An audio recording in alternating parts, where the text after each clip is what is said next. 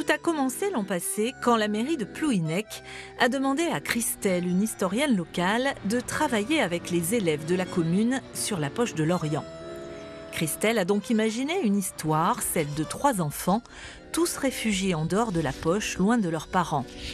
Pour écrire son livre, elle s'est aussi inspirée de vraies lettres, celle d'Annie, une petite lorientaise réfugiée à Plouhinec puis Damas-les-Trois entre octobre 44 et mai 45.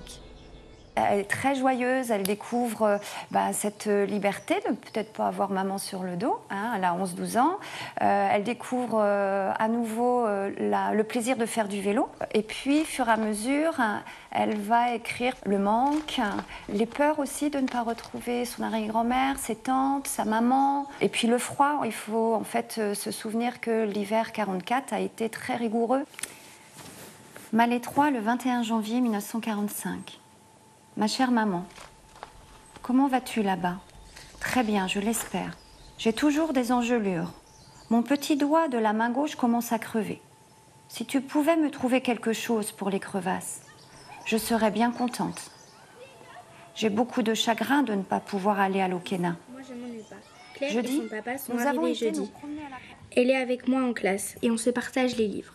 Je t'avais dit sur notre lettre que nous devions aller le samedi 27 octobre à Rochefort. Mais le car n'a pas pu venir. Il avait été en panne. Christelle a d'abord rencontré les élèves de l'école de la Sainte Famille. En s'inspirant de la vie d'Annie, ils ont créé ensemble un personnage, Solange. Enfin, nous sommes partis à 10h30.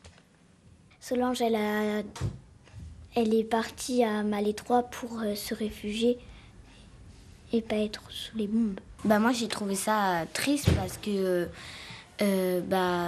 je serais très triste d'être séparée de ma famille, de mes animaux. On a trouvé des idées du coup pour Solange, comme par exemple qu'on allait lui mettre les cheveux bleus ou qu'elle allait avoir des piercings ou des bijoux, mais à cette époque-là, il n'y avait pas encore tout ça.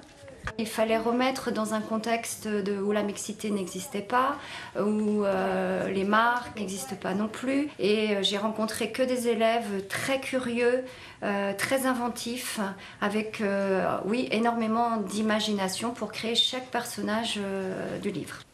Des élèves qui ont aussi trouvé le titre du livre, Les requins dans la poche. On a imaginé que c'était des requins qui voulaient garder une île et que du coup Solange et Claire, elles avaient déserté l'île. Et alors les requins, c'est qui? Les requins, c'est les Allemands.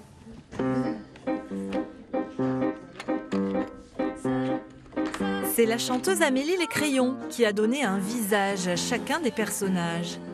Elle a aussi imaginé un spectacle, mais cela, c'est l'histoire qu'on vous racontera demain.